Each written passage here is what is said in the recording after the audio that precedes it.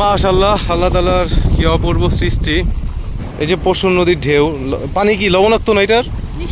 মিষ্টি পানি এটা। 6 মাস লবণ থাকে আর 6 মাস মিষ্টি থাকে।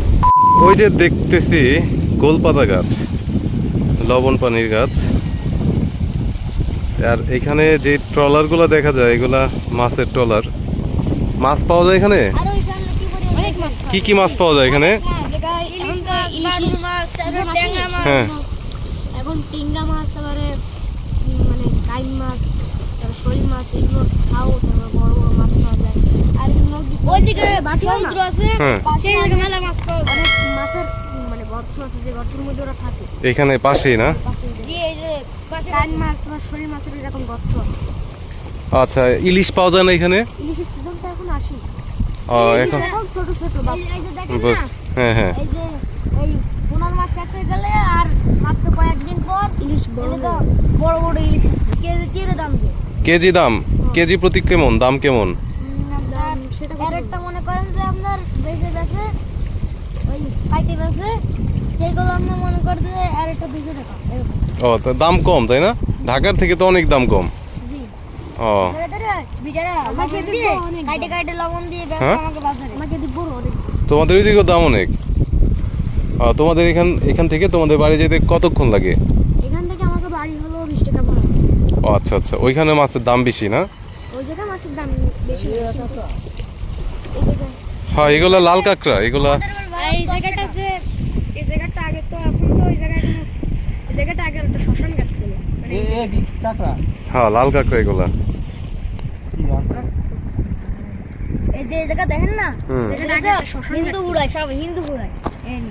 এখন আর ঘুরায় না, এখন আর ঘুরায় না। আগে বোটটা এই যে লাল কাঁকড়া এগুলা, এগুলা আর বড় হয় না না?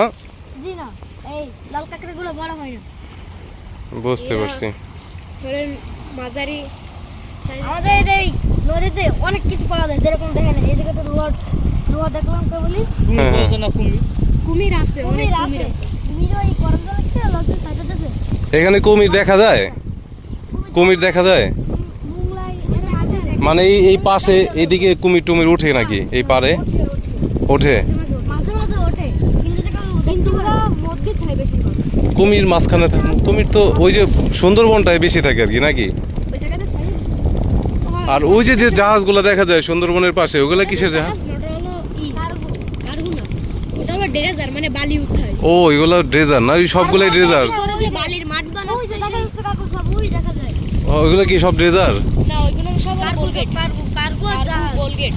আর ওই যে সুন্দরবনে যে নৌকাগুলা যায় গরম জল, ওই নৌকাগুলা কোথায়?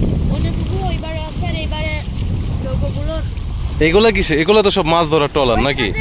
হ্যাঁ, ওই জায়গায় একটা খাল আছে, ওর পাশে একটা খাল আছে, ওই খাল দিয়ে ভিতরে যায়। এটা মনে এটা অনেক পুরানো একটা লঞ্চ তাই না? এটা নষ্ট হয়ে গেছে।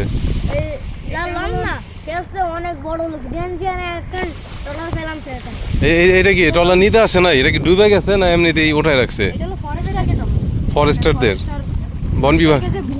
বন বিভাগের? পানি কি লবণাক্ত? লবণ এটা 6 মাস লবণ থাকে, 6 মাস মিষ্টি থাকে। এবং কেন থাকে এটার ব্যাখ্যা ওরা জানে না। থাকে যেমন প্রচুর লবণ থাকে, বিশ লবণ থাকে।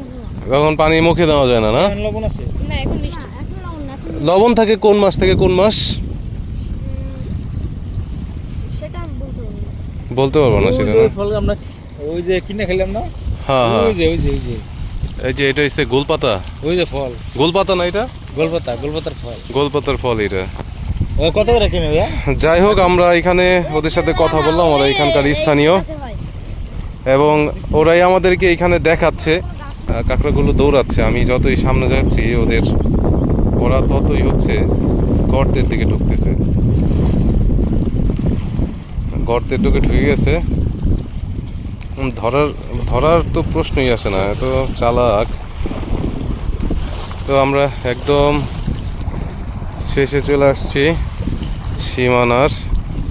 এখান থেকে ঢেউগুলা দেখা যায়, চমৎকার। এত সুন্দর জায়গা ভাবতে পারি নাই আজকে দেখতে পারবো। পাশে থাকুন, ধন্যবাদ।